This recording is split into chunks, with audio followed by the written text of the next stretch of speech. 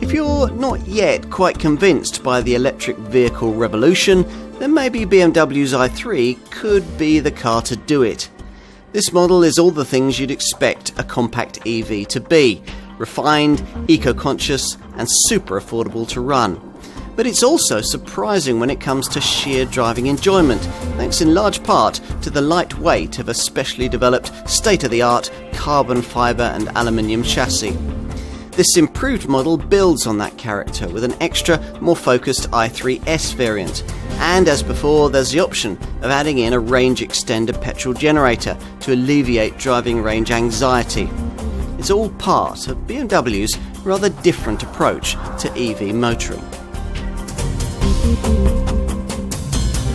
Two versions of this BMW are these days on offer: a standard variant with an electric motor rated at 170 HP, and the top derivative that we're trying here, the sportier i3S, which uses a motor rated at 184 HP. The handling of the S model has been uprated too, with a 40mm wider track, 10mm lower ride height, larger 20-inch wheels, and specially tuned springs, dampers and anti-roll bars.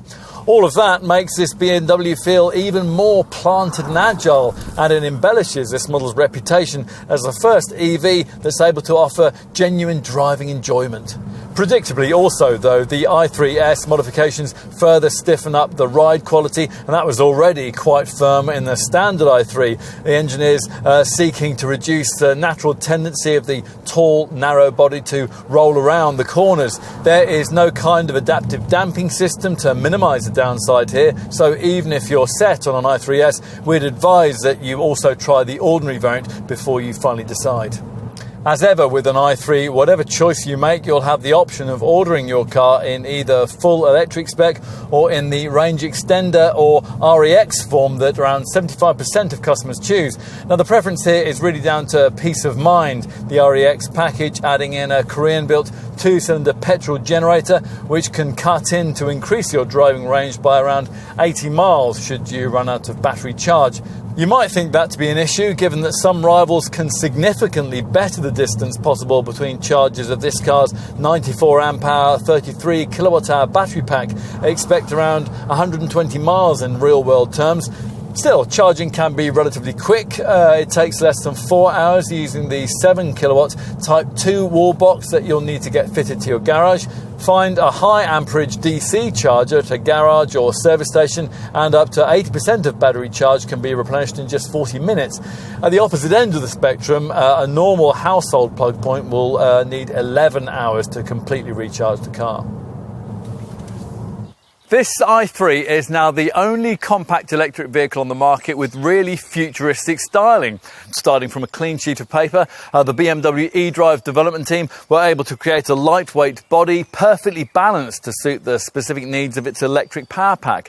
The created weight saving could then be invested in larger batteries to improve the operating range.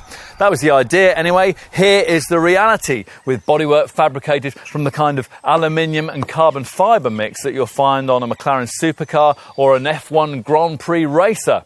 Those are the headlines. The reality is that most of the carbon fibre used is blended with plastic. That sounds far less exotic.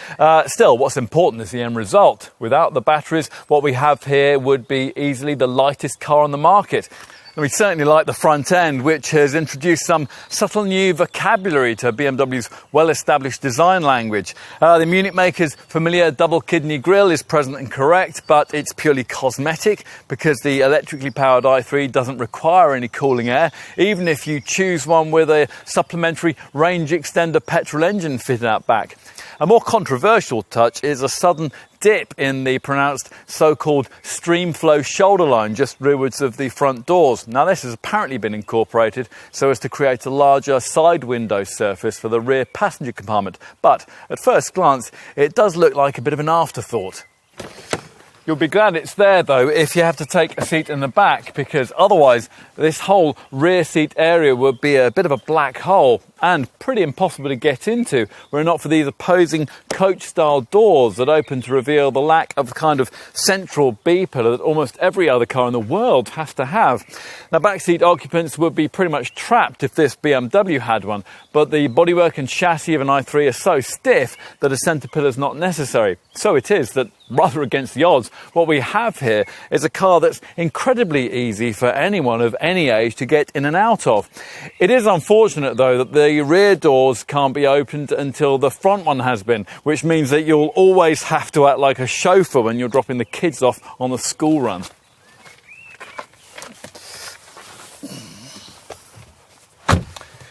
Talk of children brings up a potentially deal-breaking point for family folk, namely that only 2 people can actually be accommodated back here, even though 3 probably would fit at a squash thanks to the lack of the usual centre transmission tunnel. There's a totally flat floor up front too, and the roomy feeling you get is enhanced by the low window line and the tall, airy cabin. There's no conventional instrument cluster, just 2 high-definition LCD screens, one behind the steering wheel here and the other a large central monitor, which is now standardised at 10.25 inches in size. It's sited at the top of the centre console, and it's big enough for rear seat folk to see. The gear selector and start-stop button share a stalk projecting from the steering column here, and you engage gears using its incorporated rotary controller. Finally, let's take a look in the boot, which has a rather restricted 260 litre capacity thanks to its high floor. There's lots that we really like about the i3. It has a premium feel that's missing from every other compact EV you can currently buy, something we think would translate into a genuinely special ownership proposition. And despite the fact that it's been around since 2013, it's still the most distinctive and interestingly styled car in the class.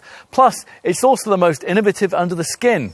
And better still, this BMW remains, by some distance, the most rewarding electric car you could choose to drive, especially in this uprated i3S, guys. It's a car the segment needs. Try one and, perhaps to your surprise, you might find that you do too.